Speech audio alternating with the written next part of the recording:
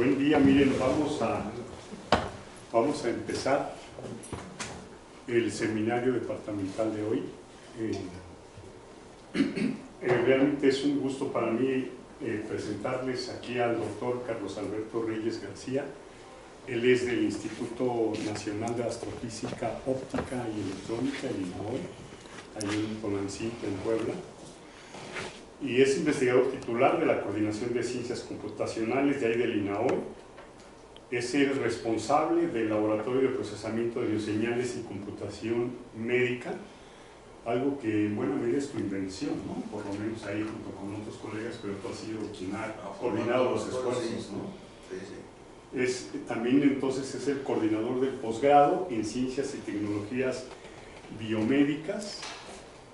Es investigador nacional nivel 2 del Sistema Nacional.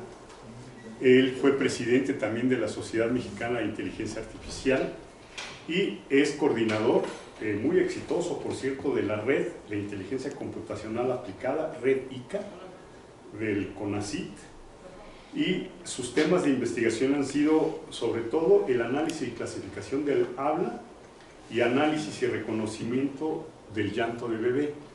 Y pues su conferencia aquí la ven en el título. Pues muchas gracias, Carlos, por estar aquí con nosotros. Gracias a ti. Gracias. Bueno, gracias también a ustedes, los que están, por estar aquí. Sé que están muy ocupados en el fin de cuatrimestre, así que pues a lo mejor les hago un poquito la vida más fácil viendo cosas que no están viendo allá, ¿no? Bueno, y agradezco a Matías por la invitación. Tenemos ya mucho tiempo de tener una amistad ahí en Lesmía y en la red, así que pues muchas gracias por la invitación. Ahora, si ven el tema, pues es una combinación de las áreas que yo he estado trabajando, sobre todo por la parte de que soy computólogo, pues a lo que me he dedicado más es a la inteligencia artificial, pero en particular a la inteligencia computacional, con la forma y los componentes que por ahí les voy a mostrar, ¿no?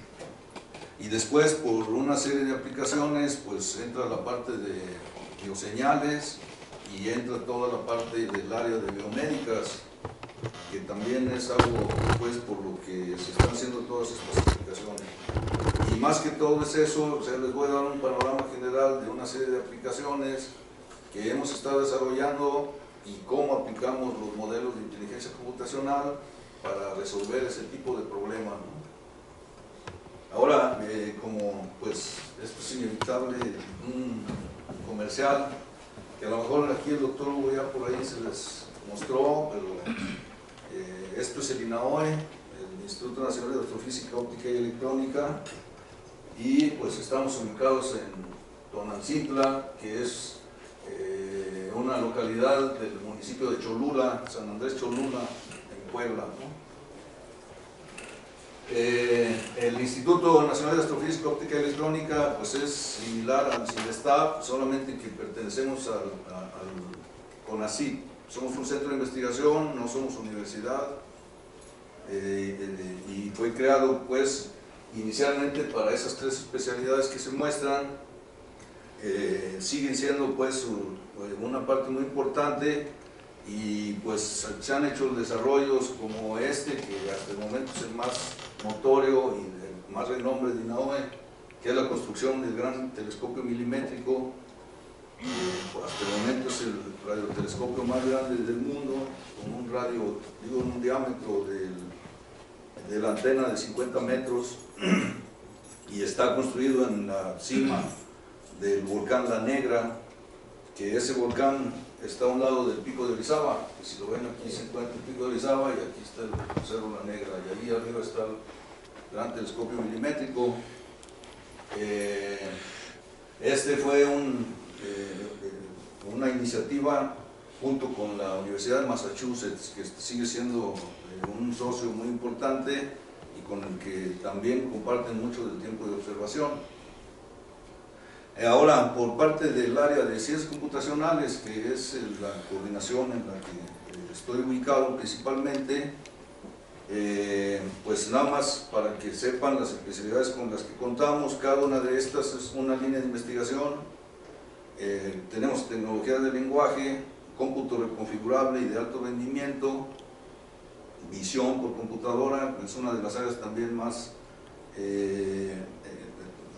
grandes, más reconocidas y con un grupo bastante activo. Robótica, que también es otro de los grupos que tiene más gente y también de amplio reconocimiento. Cómputo y procesamiento ubicuo, aprendizaje automático y reconocimiento de patrones, también es uno de los grupos más grandes, porque pues, es el área que abarca más la inteligencia artificial. Un área muy nueva que es seguridad cibernética, que incluso ya tiene su propio posgrado, la maestría en esta área, y el de procesamiento de bioseñales y computación médica, que ese es el área donde yo trabajo ahora y de la cual pues, soy responsable. Aquí el doctor Hugo creo que pertenece a todas, pero por ahí nos compartimos también en diferentes áreas, ¿no? Ahora, más ahí muy rápido, lo que es el posgrado de Ciencias y Tecnologías Biomédicas, donde tenemos ya maestría con 3 generaciones y doctorado iniciando. Vean las líneas de investigación. Aquí este es un posgrado que se formó transversal con especialistas de las áreas de óptica, electrónica y computación principalmente, y cada una aportó las áreas de especialidad en las que ya estaban trabajando relacionadas con la biomedicina.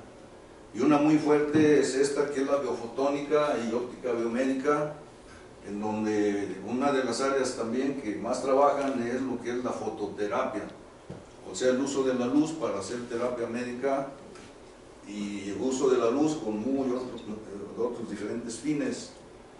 Vean por ahí pues algunas de sus especialidades. La microfluídica está relacionada con lo que es el lab on a chip, y eso lo tiene ya también muy desarrollado, ¿no?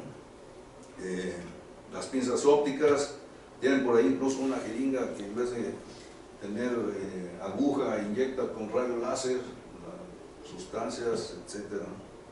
Y eran parte de óptica y ahora forman parte también de la especialidad de biomédica. Procesamiento de imágenes y señales biomédicas, que pues es realmente de la que voy a estar hablando y es la que aporta computación a esta área. Y luego sensores biomédicos, que es la parte que aportan los de electrónica, y pues es todo tipo de sensores, incluyendo los microelectrodos, narices electrónicas y biomateriales. Y por último, instrumentación biomédica, que ahí hay gente de todas las demás especialidades, y incluye áreas como interfaz cerebro-computadora, que también por aquí voy a tratar algo de eso, y sistemas de monitoreo y rehabilitación.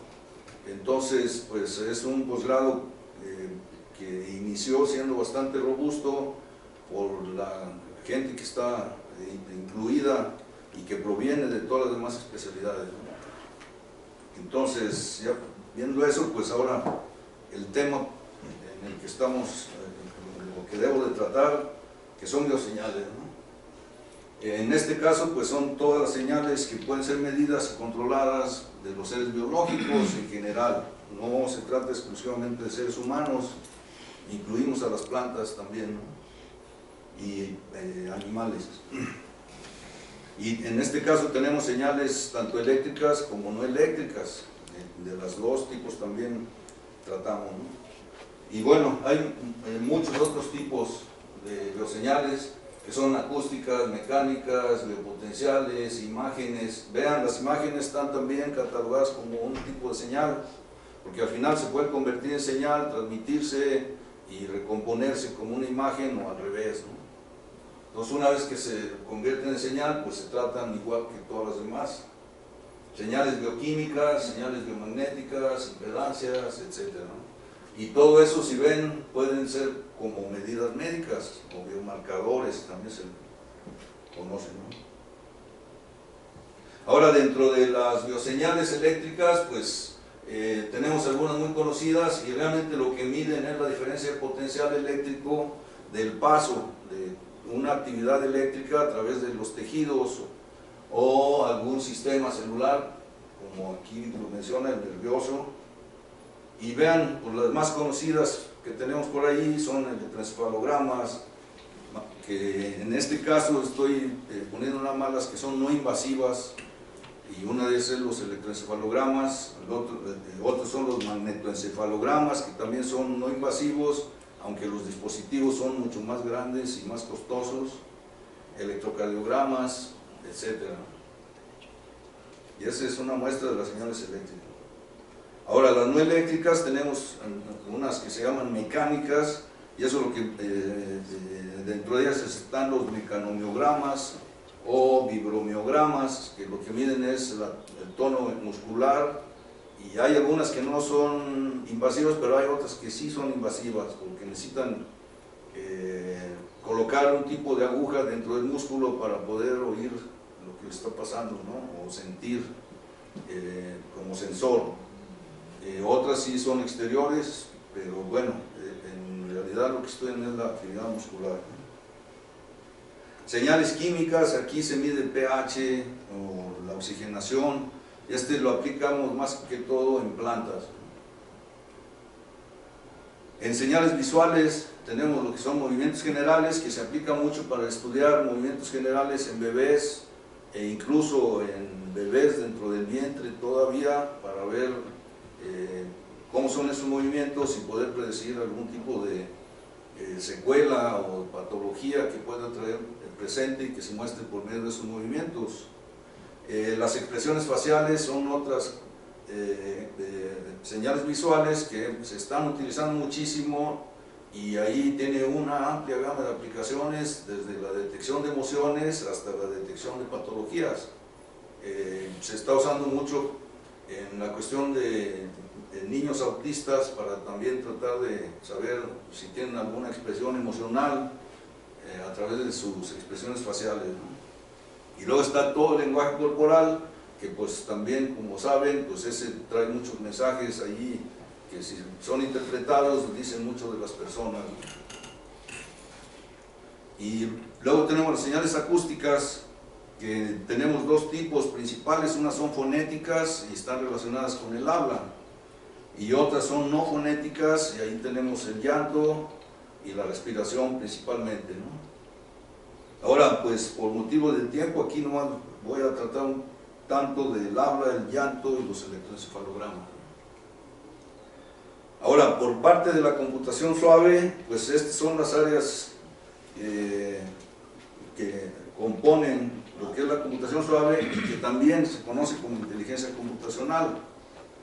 Y si ven, pues tenemos las redes neuronales, la lógica difusa, algoritmos evolutivos y el machine learning, que ahí tienen muchos de los otros componentes, pero debe estar combinado con alguno de los demás para poder estar incluido dentro de este esquema. Ahora, cada uno de ellos tiene sus ventajas y sus desventajas y sus fortalezas, pero en este caso lo que tratamos es de buscar que los modelos que se utilicen sean todo ventajas, ¿no? Y en ese caso se forman lo que son los sistemas híbridos, combinaciones de todos los anteriores, y donde se tratan de eliminar las desventajas de cada uno de ellos, que ahorita por ahí se los voy a mostrar, ¿no? Vean aquí, pues este cuadro nos dice mucho de las posibilidades y las fortalezas de cada una de estos modelos. Estos son los fuzzy systems, redes neuronales, algoritmos genéticos, control convencional e inteligencia artificial. Y si lo analizamos con respecto a las propiedades que tienen bajo varias condiciones, principalmente con respecto al tipo de información que pueden procesar, nos podemos dar cuenta para qué son buenos y para qué no. Si ven, todas las B son buenos, MMB es más o menos bueno, MMM más o menos malo, y la M es malo. Y pues aquí muy rápido, ¿no? Si ven, por ejemplo, en la columna de los sistemas difusos, pues son más o menos buenos para hacer modelado matemático, pero no pueden aprender, para eso son muy malos. También son malos para optimizar, pero vean, en este caso, para representar conocimientos son buenos, para utilizar el conocimiento experto son buenos, y en estas cosas ya donde entra la complejidad de información, en la no linealidad son muy buenos, tolerancia a fallas, tolerancia a incertidumbre y operaciones en tiempo real, todos son muy buenos, ¿no? Ahora, las redes neuronales pues tienen más malos, pero son muy buenos para aprender, y esa es una de sus fortalezas mayores. Y luego de optimizar son más o menos buenos. Entonces aquí nada más con estos dos casos, si yo combino un sistema neurodifuso, entonces estoy agregando lo bueno de aprendizaje para acá y lo bueno de optimización que puede tener, y ya tengo aquí prácticamente un sistema híbrido cubriendo la mayoría de las propiedades que tengo por ahí o que quisiera yo abarcar, ¿no? Ahora, el modelado matemático no es tan importante, porque si por ahí recuerdan, las redes neuronales se catalogan como métodos libres de modelo, o sea, no tienen un modelo matemático preciso y tampoco lo requieren. Se habla de ellos como una caja negra que de alguna forma aprenden y ofrecen resultados, ¿no? Y en este caso también si, estamos en el campo de la heurística, entonces no se requieren demostraciones matemáticas muy precisas para que los modelos funcionen, por lo cual aquí, pues en este caso, aun cuando sean malos o más o menos buenos, no son de mucho interés, ¿no? Pero vean, el control convencional en matemáticas es muy bueno, tenemos que tener modelos muy precisos para que puedan ser útiles o funcionales, y luego en operaciones en tiempo real también son muy buenos, pero en todas las demás condiciones son malos, sobre todo en la no linealidad, tolerancia a fallas, tolerancia a incertidumbre, etc., ¿no? Y por último aquí la inteligencia artificial tradicional, su fortaleza está en la representación del conocimiento y el manejo del conocimiento experto, pero en todo lo demás pues no ofrece ninguna ventaja, ¿no?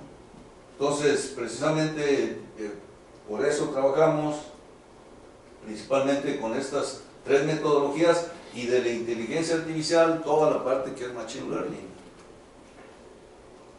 Ahora vean aquí una serie de combinaciones de sistemas que incluyen también los sistemas inmunes, redes neuronales, computación evolutiva, la inteligencia de enjambre, los sistemas difusos, y cualquier combinación que se haga, que aquí nada más se muestra de 2 en 2, forma un híbrido.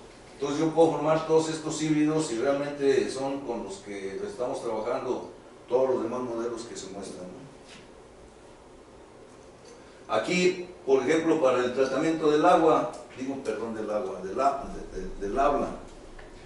Vean, esta es la representación de una frase como una onda .wav. Si la visualizamos, la podemos ver de esa forma. Y aquí tiene su transcripción fonética. Si ven, así es como se hace la transcripción inicial, si se está haciendo procesamiento o reconocimiento de habla.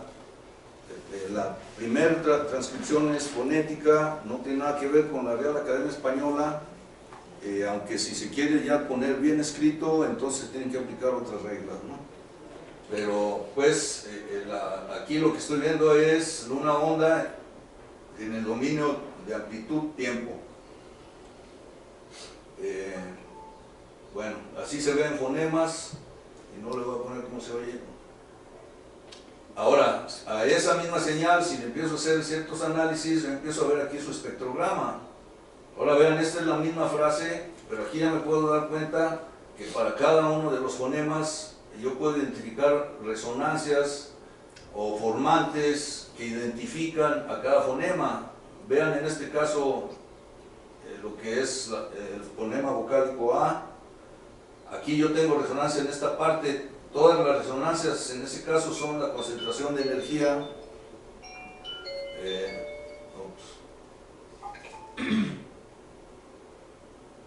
Y puedo ver que cualquier otra A, como en este caso está esta A, pero esta está formada por un diptongo, pero sus resonadores de todos modos están más o menos en el mismo sitio. Y tengo esta última que están los resonadores también en el mismo lugar que aquí, pero aquí lo único es que ya casi no estoy pronunciando ese fonema y la intensidad es muy baja, por eso se muestra mucho más ligera la tonalidad, ¿no? Ahora, ahí todavía tengo mucha información en ese espectrograma. Yo requiero formar patrones que sean mucho más distinguibles y más prácticos para hacer la comparación en el momento o para usar un clasificador. Entonces, por ejemplo, aquí este es un análisis de intensidad y más o menos refleja lo que les acabo de mencionar. Vean, la primera A está pronunciada con mucha intensidad, la última está muy baja, ¿no? Ahí no hay mucha información muy relevante, aunque ayuda de repente a hacer alguna discriminación de los sonidos y en este caso de los fonemas. Pero vean, si hago un análisis de predicción lineal, me estoy quedando aquí nada más con los picos de los resonadores en unas regiones muy específicas. Y aquí tengo el fonema vocálico A y aquí el fonema vocálico E. Y si ven, pues los picos, que siempre van a estar más o menos ubicados en la misma zona, ya no me permiten equivocarme al comparar este patrón con el de arriba. Ahí ya eliminé mucha información redundante o ruido y nada más están algunas zonas específicas que ya permiten diferenciar a ese patrón. Ahora, el proceso completo del reconocimiento automático del habla implica pues eso, ¿no?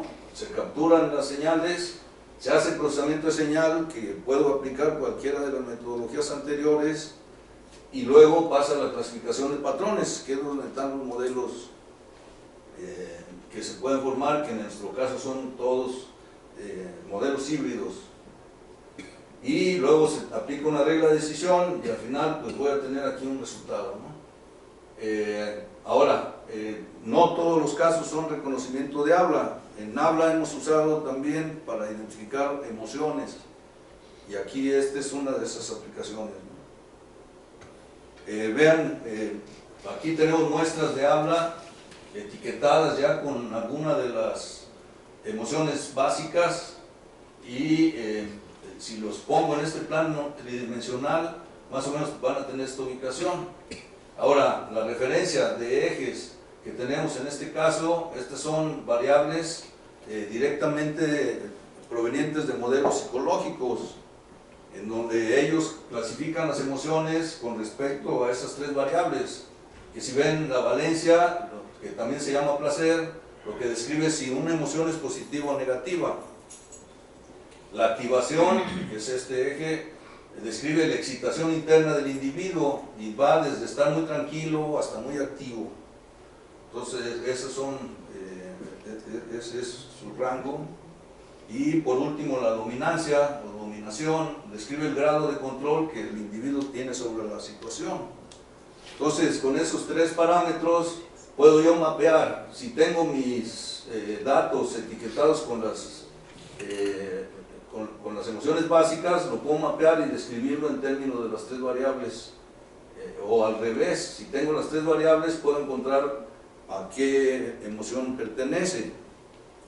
La otra ventaja de describirlo de esta forma es que aquí, si ven, puedo describir no nada más la emoción o la primitiva emocional, que así se llaman estas variables, sino que también puedo decir en qué grado se está expresando la emoción.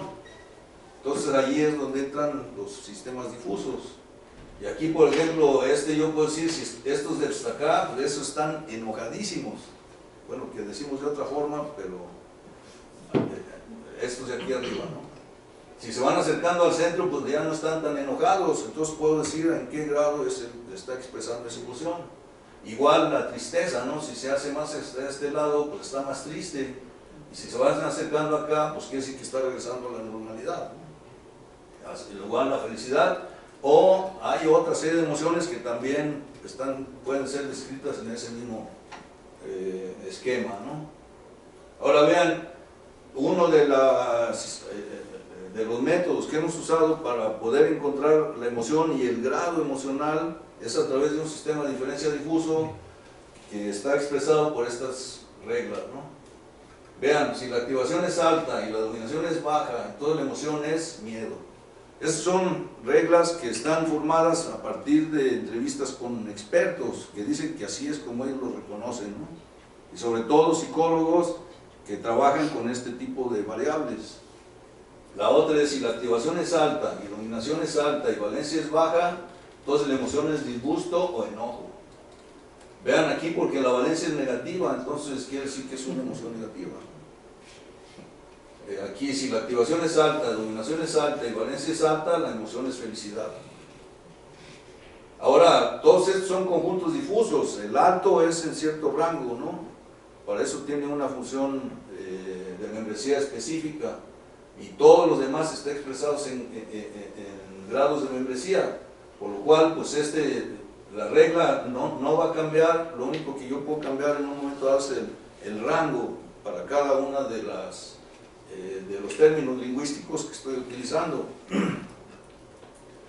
Ahí sería la cuarta para identificar a alguien neutro, y luego este otro que es, la emoción es tristeza. Ahora, con estas reglas, que si ven son 5, es todo el sistema de reconocimiento, y ahí pues hemos obtenido resultados más o menos de este tipo, ¿no? Para 5 clases, que es este caso, pues hemos tenido precisión de 0.87% y un recuerdo de 0.86%. Para 7 clases, o sea, aquí hay 2 emociones más, entonces ahí se han obtenido que es el más alto de recuerdo, 0.84 y 83% de precisión. Aquí es usando estas características acústicas comparándola con una máquina de vectores de soporte, ¿no? Y esta es la base de conocimientos en este caso. Entonces es un sistema bastante compacto y bastante útil. Lo único que hay que hacer es ajustar bien las funciones de membresía para que los resultados sean de acuerdo a la base de datos que se le está proporcionando. Incluso, pues ya optimizando esos parámetros, estos resultados aumentan. Ahora, con respecto al reconocimiento de llanto de bebé, esta es una aplicación muy relacionada con la anterior, porque aunque no es fonética, está producido por el mismo aparato fonatorio que tenemos para hablar, y de cualquier manera el llanto es el primer medio de comunicación que tenemos al nacer, y está regulado directamente por el sistema nervioso central. Entonces cualquier alteración que tiene el sistema nervioso central se ve reflejado en el llanto, y eso es lo que nosotros aprovechamos para poder hacer sistemas de diagnóstico no invasivo, particularmente para bebés. ¿En qué edad deja de ser bebé un ser humano, técnicamente? Bueno, el llanto en sí se recomienda que sea hasta los 6 meses. Le llaman la etapa prelingüística. Ya cuando empieza a querer hablar, entonces es otra etapa, ¿no? Entonces, digamos, hasta los 6 meses. Más o menos, para que el llanto sea útil para estos fines, ¿no? Ya después se vuelve más teatral. Sí, a mí mi mamá también me dice bebé. Oh, pues sí. Bueno, quién sabe si todavía te dé ahí tu biberón. Pero pues no es que, bueno, no es que dejes de ser bebé, ¿no? Sino ya el llanto no es útil para estos fines. Bueno, entonces usamos las mismas metodologías, las mismas técnicas para extraer información y procesarlo, ¿no? De las patologías que nosotros tenemos muestras, que son llantos que han colectado médicos especialistas y que ellos mismos han identificado al bebé con alguna patología, o sea, le hacen un diagnóstico. Las que tenemos es la hiperbilirrubinemia, que es la ictericia, y ese es un estado que yo creo que por ahí lo han visto cuando el bebé nace amarillo y lo tienen que poner a la luz del sol o rayos ultravioletas para que se le empiece a quitar, pero lo que refleja es un mal funcionamiento del hígado que no procesa la bilis. Si esa condición persiste, pueden terminar con alguna otra secuela. Una de ellas es posible la sordera, ¿no? Dentro de otras cosas, hay quien lo relaciona incluso con el autismo, ¿no? Entonces la asfixia es otra, hipoacusia, la sordera es una de las que más tenemos identificadas y que más hemos trabajado. Hipotiroidismo también son condiciones que producen secuelas, y tenemos llantos que llamamos de alto riesgo, y ahí tenemos bebés que han nacido muy prematuros, hijos de madres muy viejas o muy jóvenes, o drogadictas o alcohólicas, o que nacieron sin respirar inmediatamente, o que traen alguna hemorragia cerebral o hidrocefalia, etcétera, ¿no? Cualquier condición que le haya causado algún problema al nacer o antes se le considera de alto riesgo, y a esos pues, se recomienda que se le haga un seguimiento mucho más cercano. Y bueno, una patología, bueno, aquí dice deseable, pero que queremos nosotros identificar con llanto es el autismo, ¿no? Y no lo hemos hecho porque es muy difícil capturar el llanto, dado de que inicialmente no se le identifica el autismo al nacer. Ya cuando se le identifica ya pasó la etapa útil del llanto. Y estamos trabajando con un grupo italiano que ellos están haciendo una forma muy ingeniosa, donde están colectando muestras de hermanitos, bebés, de niños que están identificados como autistas, o sea, niños en edad escolar. Entonces capturan el llanto de los que tienen hermanitos bebés, esperando a ver si por genética también desarrollan el autismo. Y de esa forma ya han encontrado una base de datos no muy grande, pero sí algunos, precisamente por genética, terminan siendo también autistas. Y pues estamos en espera que nos proporcionen esa base de datos. Pero ¿hay cómo hace la relación entre el factor genético? No, pues nada más a ver si le atinan, ¿no? O sea, si un bebé de los... Primero estaban estudiando ellos niños autistas, la expresión facial y una serie de cosas, para ver si le pueden identificar sus emociones. Y se les ocurrió ver si, pues, muestreando a los hermanitos, podían empezar a tener una muestra de llantos de bebés que terminan siendo autistas. O sea, digamos, la hipótesis es que quizá el hermanito también pueda, sí. Y entonces grabar su llanto para eventualmente... Sí, con el tiempo sale, pues ya dices, ¿sabes qué fue? ¿No? O sea, es un estudio de larga duración, pero de esa forma, por ejemplo, cuando yo me enteré, llevaban más de 200 muestreados y les habían salido como 8, que sí habían desarrollado la patología, pero ya es una muy buena base. Y sí había una cierta característica común en esos 8. Bueno, se espera que sí, o sea, no nos han prestado la base. Querían todavía ellos completar más y hacer sus estudios médicos, porque ellos son médicos, ¿no? Y luego ya nos iban a permitir que trabajáramos con los modelos de clasificación automática, ¿no?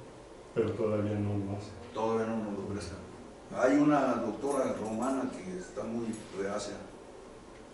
¿Y cuál es el argumento? ¿De tipo ético o de qué tipo? Que quieren primero ellos hacer sus estudios completos. Y también hay una gran cantidad de reglas europeas y italianas sobre todo, de que toman eso también con mucha confidencialidad.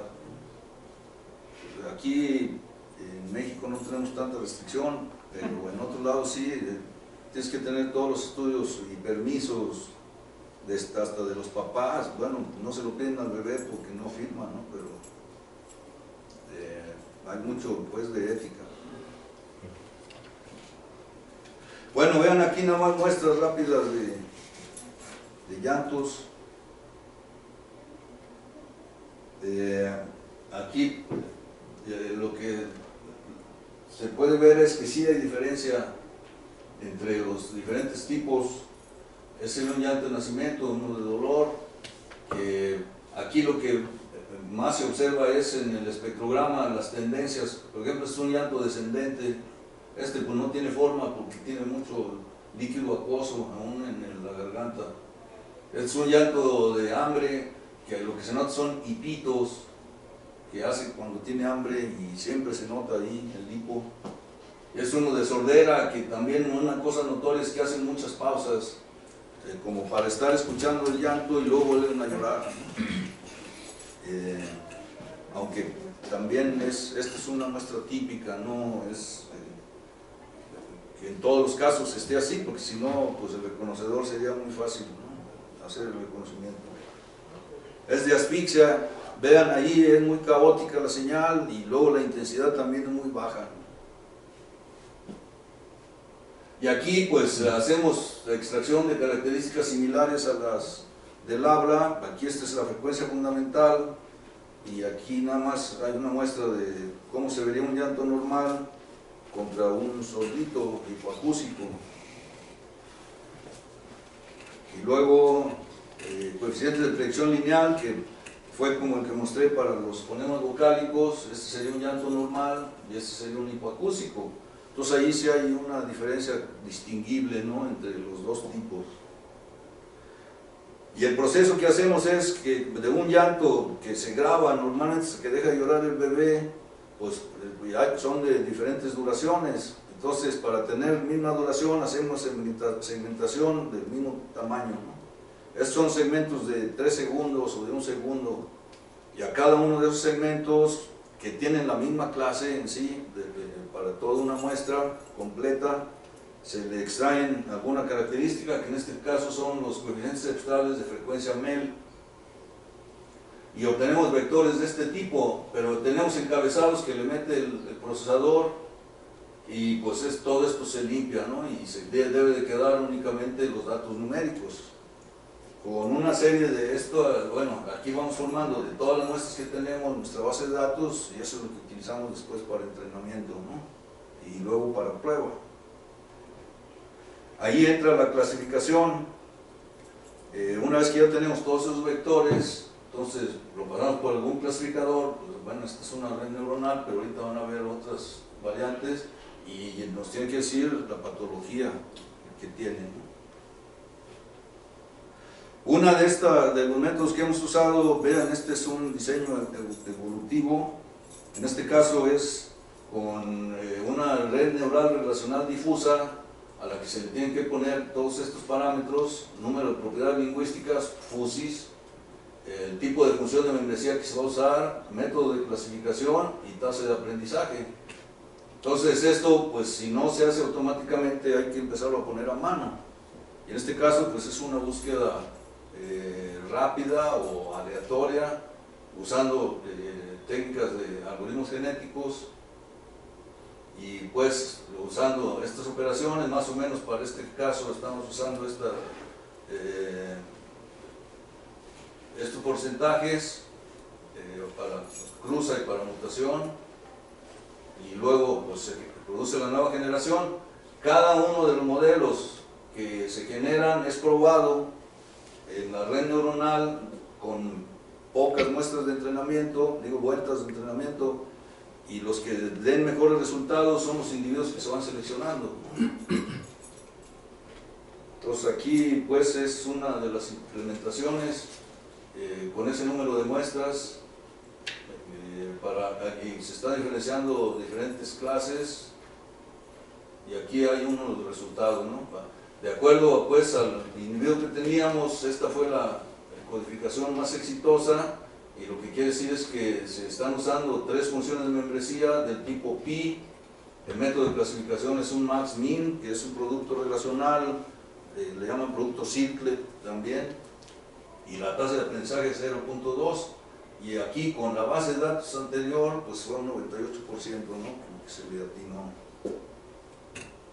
Ahora esto se ha elaborado un poco más, y también el algoritmo genético ya no se hace tan a mano, y esta es una selección de genética de modelo difuso específicamente para clasificación de llanto. Y si ven, por medio de un algoritmo también evolutivo, se seleccionan el método de selección de características, todo lo que es relacionado con la fusificación o la formación como la anterior de las funciones de membresía, el tipo de función de membresía, incluso sus parámetros, y luego qué clasificador es el que se va a utilizar, ¿no? Y en este caso es un híbrido difuso, y de aquí generamos ya el modelo difuso, que es el que se va a probar. Entonces, bueno, este es generación Genetic Selection of a Feature Fuzzy Model. Sí, selección genética de modelo difuso. Y lo que selecciona pues es el método de selección de características, el tipo de procesamiento difuso, el algoritmo de aprendizaje y los hiperparámetros para cada método. Y luego pues tiene que minimizar el error, ¿no? Allí forma su frente de Pareto y encuentra la combinación mejor, ¿no? Aquí tenemos unas combinaciones, todos esos son individuos, cada uno de ellos también es probado para ver cuál es el que da mejor para estos 4 hiperparámetros. Todos esos son métodos de selección de características. Este es el tipo de modelo difuso que se está usando, el número de parámetros, y este es el algoritmo de clasificación. ¿LA qué es, Carlos?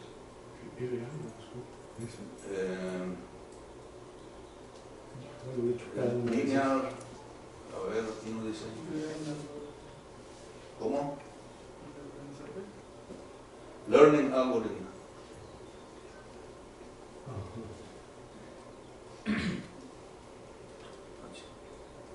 No, ese es el parámetro para cada método. LA es una adaptación lineal. ¿Cómo? LA, Sí. el tipo, es un algoritmo, ¿no? El clasificador, el algoritmo. Ajá. Bueno, pero pues cada uno de estos es un individuo y estos son los clasificadores, ¿no?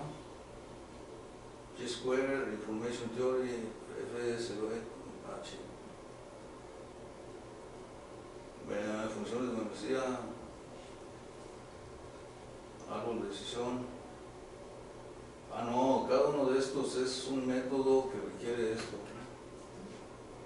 Sí, LA.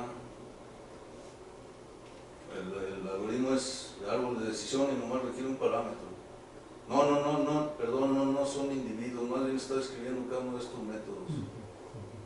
Tanto de los de clasificación, de selección de características, como los métodos de clasificación, que son estos, ¿no?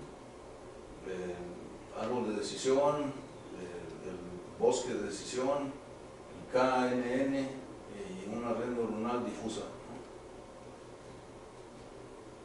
¿no?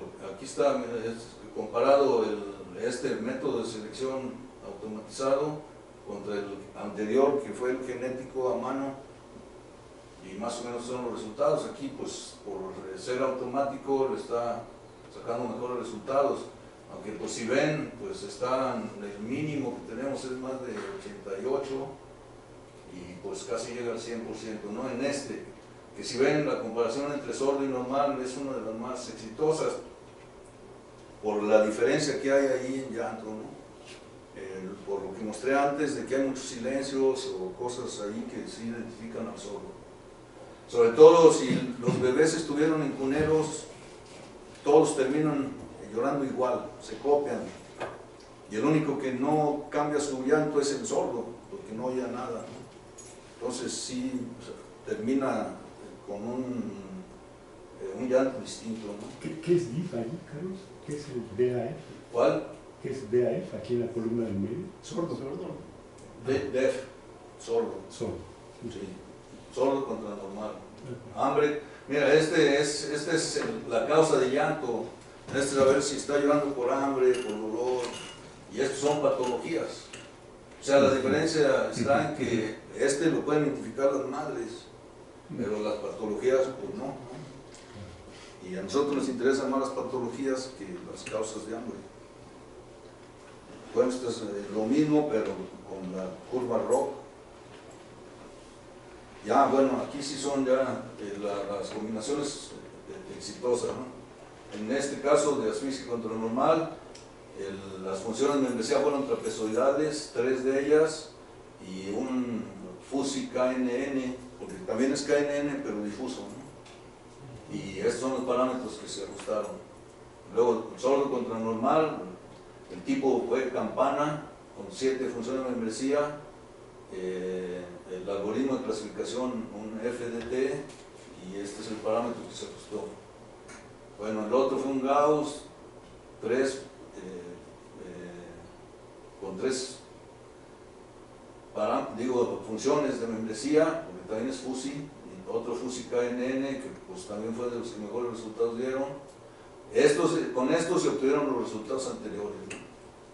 Y esos son los parámetros que se ajustaron. Bueno, y luego lo que son las señales cerebrales, que con esto lo que nosotros hacemos más son interfaces cerebro-computadora, aunque también ya las estamos empezando a hacer para detección también de algunas patologías. Y pues en este caso lo que lo usamos es como un medio de comunicación extra, fuera de los medios normales de habla o movimientos que podemos hacer, y por lo cual pues van dirigidos mucho a personas que no tienen movilidad ni habla, ¿no? Principalmente. Entonces aquí lo que tenemos son equipos de este tipo, estos son Emotiv, Epoch.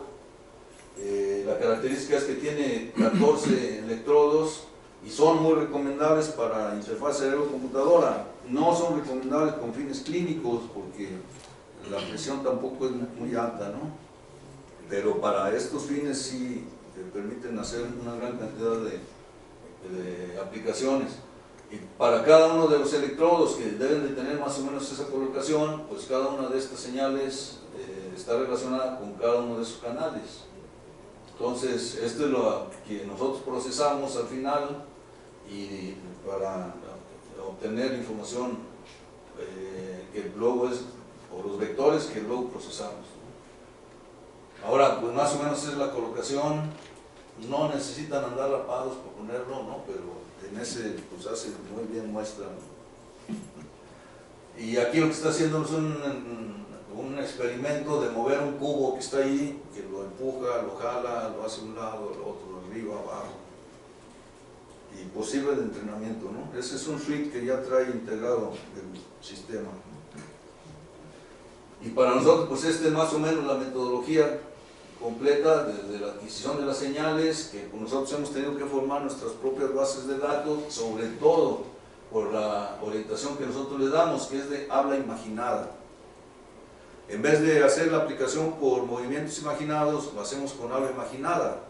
Y ahí lo que hay que imaginar es que se están pronunciando palabras como estas, ¿no? Arriba, abajo, izquierda, derecha y seleccionar. Que si ven, está relacionado con el movimiento de un mouse dentro de un ambiente de navegación, para permitir de esa forma hacer tareas específicas para, como mencionaba, personas que no tienen movimiento, ¿no? O tampoco hablan. Entonces se hace limpieza de la señal, se extraen características. Aquí casi siempre lo hacemos por wavelets, aunque ya lo hemos pasado de dominio y también lo hacemos como si fuera una señal acústica. Y se han probado métodos de selección de canales, sobre todo también un método de ajuste automático que ahorita voy a describir, y que es un NSSGA2, pero la función de membresía es difusa. Entonces este es pues un proceso con estas palabras principalmente, y vean lo que queremos hacer es mover dentro de un ambiente de navegación que pueda moverse entre un menú para poder hacer tareas más o menos específicas, y en cada uno de ellos, por ejemplo en este caso seleccionan televisión y sale un submenú para pues encender o apagar, y luego subir o bajar volumen, cambiar canales, irse a YouTube, a Netflix, de una forma pues nada más moviendo por medio de las palabras la dirección deseada. Lo que hemos estado haciendo aquí es ajustar que pues casi una arriba me cambie de un cuadro a otro, no vaya por píxeles, ¿no?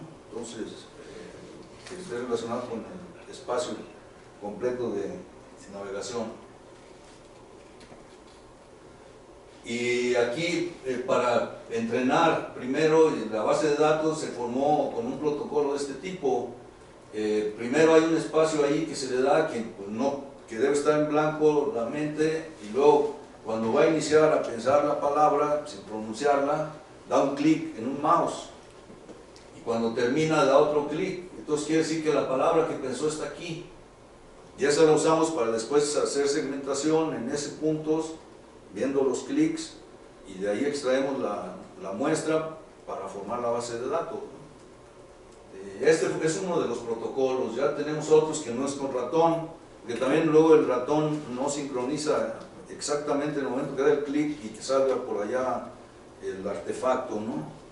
sino que hay a veces un desfase o mete un doble o alguna cosa de ese tipo.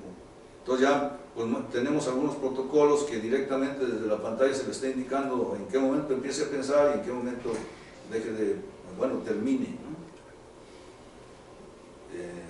Luego, pues lo que son las transformadas wavelet, aquí son con todos los niveles de la transformada, pero en la mayoría de aplicaciones tratamos de quitar los niveles altos para quedarnos con los más bajos, que son descriptivos, sobre todo si ven, estos niveles están muy relacionados también con los tipos de onda cerebral, que son las gamma, delta, y alfa, beta, que son las más altas, ¿no? Entonces esas corresponderían a estos últimos niveles, y las gamma y deltas corresponden a estos otros más arriba, y estos otros pues no corresponden, por el rango de frecuencias, no corresponden a ninguno de los niveles o tipos de señales cerebrales, ¿no? Entonces se eliminan prácticamente los altos. Y aquí tenemos algunos experimentos, vean, y con diferentes clasificadores. Es un Random Forest, Support Vector Machine, Naive Bayes, y lo hacemos con 14 y con 4 canales. Ahora, ¿por qué fue esto? No son todos los canales disponibles. Los SI son personas. Son sujetos. Claro. Cada uno es un sujeto, y en este caso estas interfaces se tienen que hacer a nivel individual, porque la interfase debe servir para cada persona, no que sea de uso general, ¿no? Ahí pensábamos en el uso de una silla de ruedas, ¿no? Que si alguien más te está mandando instrucciones, pues te hace que te vayas ahí muy rápido o que frene, ¿no? Sin que tú lo comandes. Entonces nada más la persona que debe de dar las instrucciones es la que debe de manejar esa interfase. Entonces casi se entrena a nivel individual, ¿no? Lo hemos hecho también en grupo y todo, pero en sí la interfase y sobre todo por la forma en que cada quien genera sus señales cerebrales, pues casi el nivel individual es el más deseable, ¿no? Entonces, es muy distinto, incluso aunque sean palabras lo que se está pensando, es muy diferente la manifestación y cómo se captura, ¿no? Ahora, nada más eso, bueno, eso no lo mencioné, nosotros nos fuimos por el lado de las palabras porque pensamos que son mucho menos ambiguas que pensar en movimientos. La mayoría de aplicaciones va por movimientos imaginados, ¿no? Entonces, por ejemplo, para lo que nosotros queremos, si le decimos imagínate arriba, pues ahí cada quien piensa en un arriba totalmente distinto, ¿no? ¿Arriba de qué? ¿O qué significa? ¿No? Puedes pensar en el cielo, o el infierno, o si hablas de izquierda, ¿no? Pues Andrés Manuel, y la derecha, pues Bolsonaro, Trump. Pues no se refiere nada al movimiento, pero eso es lo que te sugiere, ¿no? La idea. Entonces la palabra es precisa y todo el mundo, si dice arriba, va a decir arriba, ¿no? O si dice abajo, igual. Y también pensando en, además, después de dominar bien esto de la navegación, que pues ya tenemos resultados bastante precisos, aumentar los vocabularios y luego permitir generar algunos mensajes, ¿no? Porque no sé si vieron ahí una de las opciones que queremos implementar es esto. Por ejemplo, teclado, frases, formar algunas frases, ¿no? Emergencia, silla, teléfono, cama, clima, y pues faltarían algunos otros, pero todo lo que le sea útil a una persona, ¿no? Pero ¿qué digo, Carlos, con lo que tú comentabas antes? Porque dices palabras, pero se mueven en ese contexto. O sea, entonces si le das movimiento, también se restringe a las opciones que tiene. Ah, sí. Entonces, eso eliminaría el que puedan pensar en personajes o en conceptos. Por eso, los restringes allí, ¿no? Pero te digo, cada persona se imagina el arriba, el concepto de abajo, el de izquierda, a su modo. Y en la palabra no, es directa, ¿no? Aún cuando, pues a lo mejor la pronuncia es diferente, pero la palabra está ahí escrita, ¿no? Y esa es la que visualizas y pero no se pronuncia. Ya, ya. Ahora, nada más aquí, entre 4 y 14 canales, el de 4 es que teóricamente cada área del cerebro tiene unas funciones muy específicas. Y se habla que las funciones del lenguaje y de lingüísticas están ubicadas en 2 áreas que tenemos aquí en el lóbulo izquierdo, que son el área de Broca y la zona de Wernicke. Entonces, pues decíamos, entonces vamos a mapear nada más estas 4 para no tener que procesar todos los demás canales. Pero ahí se está viendo pues los resultados, ¿no? Si nomás muestramos esos 4 canales, los resultados son muy bajos comparados con los 14. Entonces, los 4 canales solos no nos dieron la información que queríamos. Entonces empezamos a hacer más cosas. Bueno, primero sí estábamos decodificando el habla imaginada, porque otra de las cosas que nos decían, bueno, y a lo mejor nomás están atinando ahí al azar, y lo que están realmente viendo son los movimientos, o que no tenían nada que ver con la palabra, ¿no? Y empezamos a hacer algunos experimentos distintos. En este caso, bueno, este es uno relacionado con el anterior, y los primeros resultados son los azules, y luego ya utilizando la energía relativa wavelet se empezaron a subir resultados. Entonces vean aquí, pues la mayoría sacó mejores resultados que los primeros, que son los que mostré antes, ¿no? Y luego aquí comparando los 14 contra los 4, pues se ve que al agregarle canales se gana información. Eso pues es lo que los resultados ya nos habían dicho. Pero luego ya quisimos hacer algo más. Entonces, si no son 4, tampoco queremos los 14, pues entonces vamos a tener que seleccionar los canales de donde provenga la información más relevante. Y ahí viene este tipo de modelos. Si ven, aquí pues se trata de encontrar 9 canales, también por un algoritmo NCSGA, con los cuales pues vamos a tener un frente de Pareto, pero este sería la codificación. Entonces, correspondiente a todas las características que nos puede proporcionar cada uno de esos canales, ¿no? Y bueno, al final tenemos cromosomas o individuos binarios, ¿no? Nada más con bits.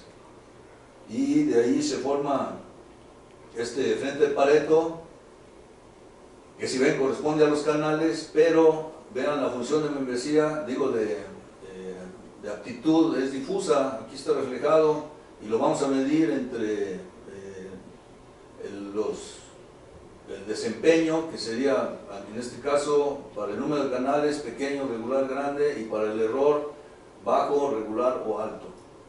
Y con esto formo las reglas y el resultado está aquí. O sea, qué tanta aptitud tiene cada uno de las combinaciones que se obtienen para cada uno de los canales. Y allí formamos reglas del tipo if-then, que lo probamos con un sistema de inferencia de 2×2, en vez de las 3 funciones de membresía que se ven anteriormente. Aquí tenemos 3 funciones de membresía, y este lo cambiamos por 2 o por 5, que esos son los casos que se están mostrando aquí. Este es un FIS de 2×2 reglas, este es un 3×3, es 3×5, y pues es más o menos los resultados que estuvimos obteniendo. Y si ven aquí, el más alto resultado fue 67.31 con 6 canales, este 70.94 con 7 y este 69.29 con 7 para esta combinación. Entonces decidimos irnos por este 3×3, que fue el más alto, ¿no? Y que nos daba 7 canales. Si ven, es la mitad de todos, ¿no? Ahora, ahí lo que hicimos luego, ajustar las funciones de membresía de esta forma. Pues primero es el uniformemente distribuido, y luego empezamos a mover los parámetros de las funciones, que luego ya se hizo de forma automática, pero más o menos este es de la forma en que procede, ¿no?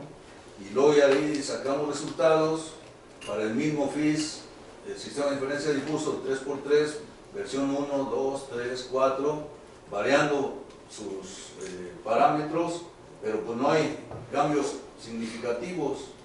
Entonces nos decidimos quedar con el uniformemente distribuido por lo pronto para este experimento. Entonces, por simplicidad, pues usamos ese. Y bueno, nada más aquí como extra, después pues empezamos a jugar ahí con las señales y quisimos ver qué pasa en el dominio del acústico, y entonces empezamos a oír las señales y las unificamos, y ahí pues ahora podemos oír todo lo que pasa pues mentalmente. A ver, no sé si se alcanza a oír esto. No le puse la bocina.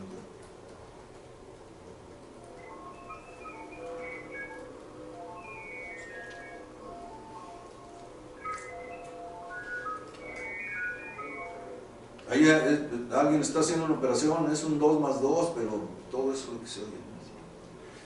Bueno, una operación muy simple, no es un 2 más 2, pero es haciendo cálculos. Esta es la palabra derecha de una de las muestras que nosotros tenemos.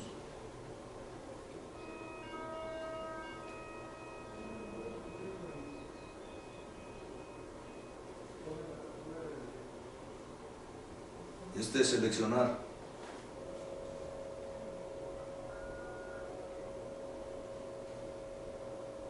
Pues hay diferencias, ¿no? Y este es parpadeo.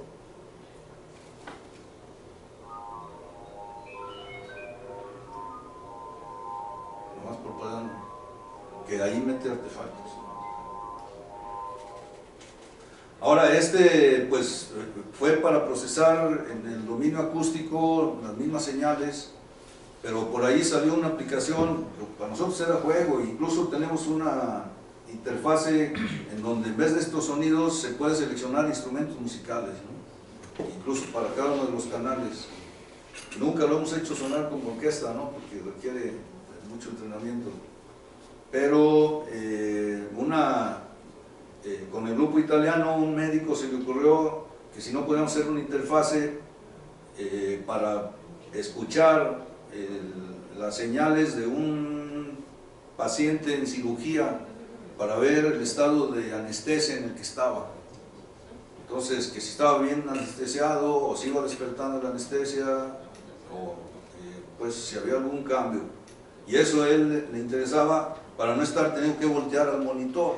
Entonces, escuchándolo, pues podía ver en qué estado de anestesia estaba, y pues ahí en eso estamos esperando que nos manden unas muestras de pacientes. Nosotros queríamos pues muestrear primero con gente durmiendo, medio despertando o despierta, que pudiera ser la base, ¿no? Pero parece que sí tiene alguna aplicación útil. Bueno, y nada más ya para terminar, la nariz electrónica, que es una última de las aplicaciones que estamos haciendo, le pusimos Grenouille, a lo mejor alguien se acuerda por qué. Ese es nuestro equipo, tiene, si ven, 12 elementos, que cada uno con una aleación distinta, y cada uno de ellos cuando pasa aquí el aire o el aroma de lo que está captando, aquí es una muestra, se bombea y pasa por estos elementos que cambian de temperatura, entonces es cuando dan una huella distinta del aroma o vapor o aire que están pasando por ahí. Y vean, este es el tipo de huella que deja, considerando lo que cada uno de los elementos muestrea. Pues este es un experimento, es el arreglo. Aquí estaban muestreando test. Si ven, primero pues muestrear entre diferentes hierbas, se diferencian bastante bien, pero aquí lo que hicimos fue, como teníamos de varias marcas, pues ver si podíamos diferenciar la marca, ¿no? Entonces aquí de Lax, McCormick, La Pastora, no sé qué. Entonces pues resulta que sí se pueden diferenciar, porque pues, como que usan diferentes papeles para el sobrecito, así que ahí también hay que tener cuidado, quién sabe qué le pongan, ¿no? Y vean, este es el tipo de información de los 12 canales, son vectores al final, que esos son los que luego procesamos, se convierten a punto CSV y luego ya se pueden trabajar pues como cualquier otro modelo, ¿no? Y aquí en los resultados, vean, en este caso, bueno, no puse otros de los test y todo lo demás que hemos hecho.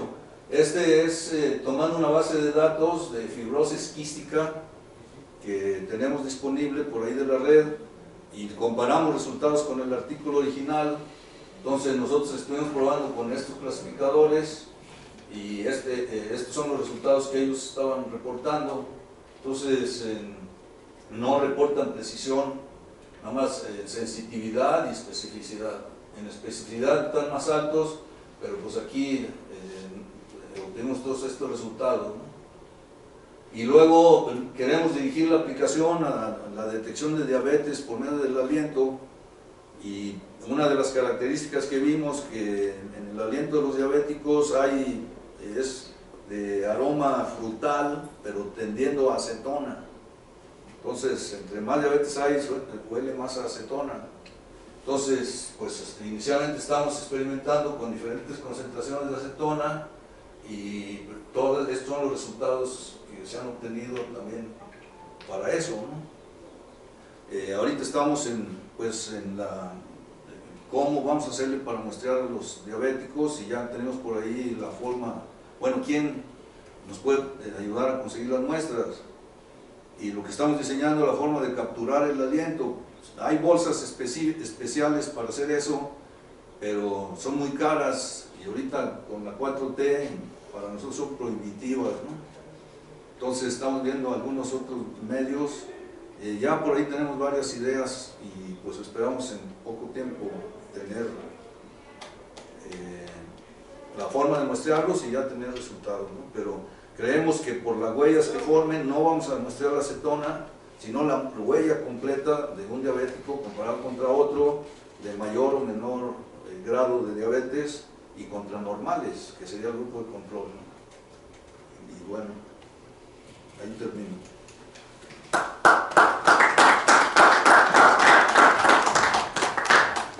Pues, preguntas.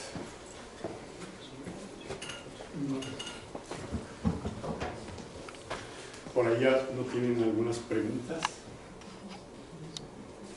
A mí me parece. A ver. Sí. ¿Hasta cuántas palabras han podido detectar con la interfaz cerebro-computadora? Mira, hemos estado trabajando nada más con esas 5, porque necesitamos tener una buena base de datos con las mismas y bajo el mismo protocolo. Lo que hemos hecho, que los hemos comparado con otras 5 en otro idioma. O sea, por ahí tenemos una base de datos en donde teníamos unos visitantes venían de la Universidad de Arizona, pero eran de diferentes países. Había una coreana, uno de Bulgaria, 2 gringas y otro era, creo que hindú. Entonces los pusimos a pensar los mismos palabras en su idioma y en español. O sea, el español no era su idioma, entonces a ver qué salía. Y ahí hicimos esa comparación y tratamos, por ejemplo, de entrenar con el idioma original comparado con el español y pues no salía nada, ¿no? O sea, realmente no se confundían, ¿no? Eso nos ayudó a demostrar que no estábamos muestreando la idea, Sí. sino que sí estábamos comparando palabras. Y ese es otro experimento que hemos hecho, ¿no? Y tenemos esa base de datos. Y hemos trabajado con bases de datos disponibles que si ven, nosotros realmente somos computólogos, ¿no? Lo que hacemos son los modelos de clasificación. Entonces hemos usado bases de datos argentinas, alemanas, que por ahí están disponibles, algunos con más palabras, otros con menos, hay otros con simplemente sílabas, o con palabras como el equivalente a sí, no, otras medio raras que no tengan ninguna relación lingüística. Y bueno, al menos los resultados de los modelos sí son bastante efectivos, ¿no? Pero ¿no sería posible, por ejemplo, mapear todas las sílabas para poder hacer lo que hablaba de que se pudiera hablar por medio de una de estas interfaces? Bueno, ese es algo más relacionado con reconocimiento de habla, ¿no? Pero en este caso, si ves, es para personas inválidas, ¿no? Que realmente le quieres facilitar más bien cosas como esas, de un ambiente de navegación, y cada una, si tiene la interfase correcta, pues le permite hacer una gran cantidad de actividades, ¿no? Entonces, si lo pones a que formen sílabas y trate de armar mensajes, pues se le va a hacer un tanto difícil. Tiende para allá, pero por el momento más bien son las palabras completas. Y si vieron ahí una de las interfaces dice frases, entonces es ponerle frases muy usuales, pues para que nada más seleccione la 1, la 2, la 3 o la 4, ¿no? Y que la exprese o suene, ¿no? Que realmente haga el síntesis y la pronuncie la computadora. Entonces estamos viendo de qué forma ayudar más a personas inválidas. Y ahí es donde entra pues ya como área de aplicación en biomédicas, porque todo lo demás pues se ha hecho más en computación, ¿no?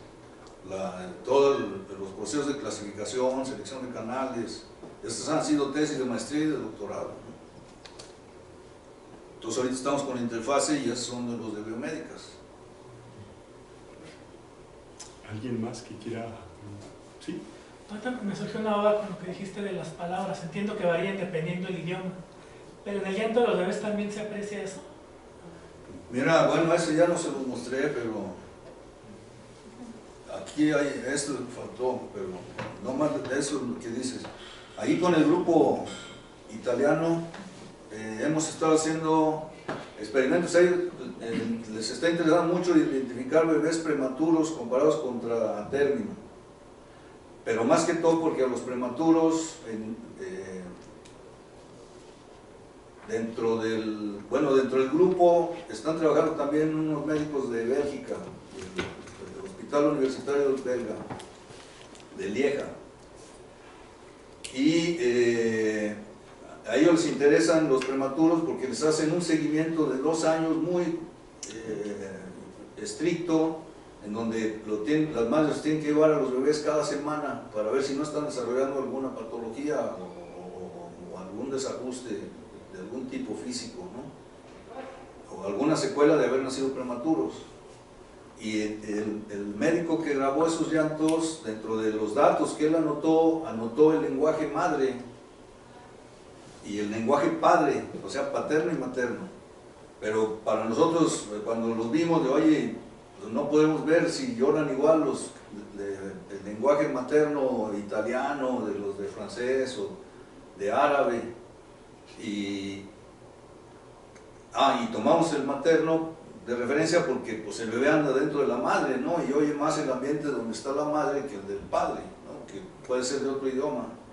Y más en Bélgica, que hay muestra internacional de naciones, ¿no? De gente.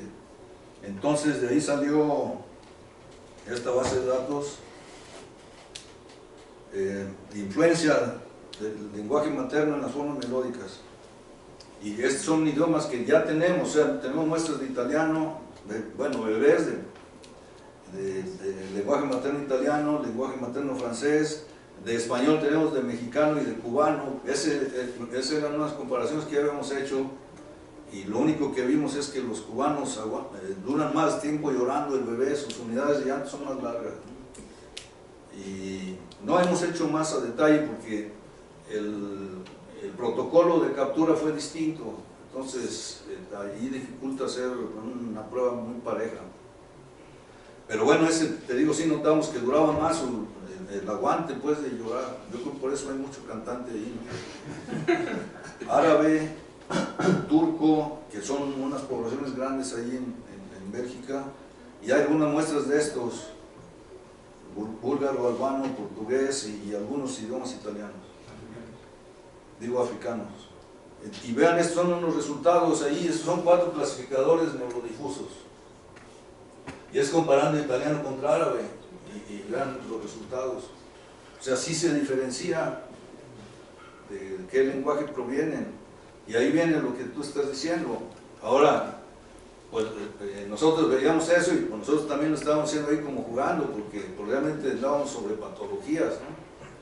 Pero pues, luego empezaron a decir, oye, pero este es el área de psicología fetal. Pues, a lo mejor ahí explican algo, ¿no? Porque el supuesto general es que todos los bebés de cualquier parte lloran igual. y parece que sí hay diferencias, aunque pues, notorias, perceptivamente es muy difícil, porque de por sí el llanto pone en resonancia las neuronas, ¿no?, de los adultos.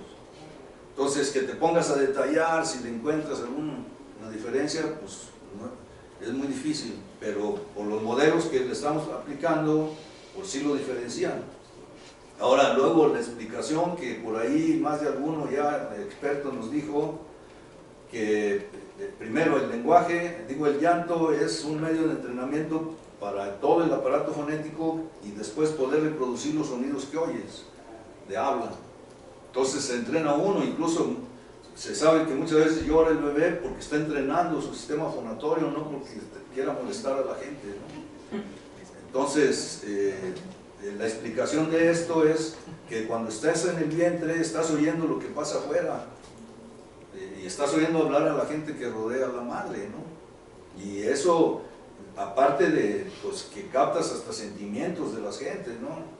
Hay bebés que nacen aborreciendo al papá porque cada rato le ponen de golpes a la madre, ¿no? Y oyen los gritos, etc. Entonces, pero el lenguaje madre lo está captando todo el tiempo, en donde ande la madre. Y lo que explican es que desde esa etapa, como bebés, estamos preparando las estructuras mentales y las fonatorias para reproducir los sonidos que oyes.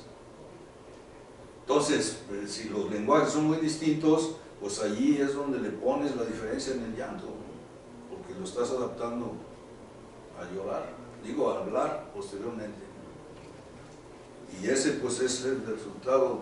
No lo podemos afirmar totalmente esto porque nos faltan más muestras, ¿no? Este año vamos a volver a Italia a ver si tienen ya más muestras y pues también completar más este estudio porque ahora ya se interesaron en esto, ¿no? Aparte de lo de los... Y los bebés prematuros, el interés, aunque ya sabes que es prematuro porque nació prematuro, pero en el seguimiento ese de 2 años, si alguno desarrolló patología, entonces tú dices, pues este lloraba así. Entonces ahora todos los bebés que lloren así, cuidado porque puede desarrollar esa patología. Es como preventivo, ¿no? Y ahí es donde nosotros estamos caracterizando todas esas muestras para que ellos las puedan usar ya después como medio de diagnóstico, muy prematuro también.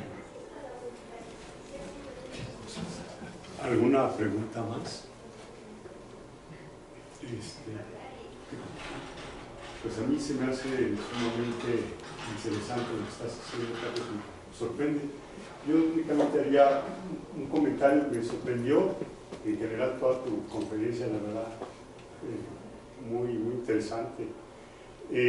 Pero puntualmente, o sea, por ejemplo, se utiliza el NSGA2, que es un método de algoritmos genéticos, digamos, es de los más clásicos y exitosísimos,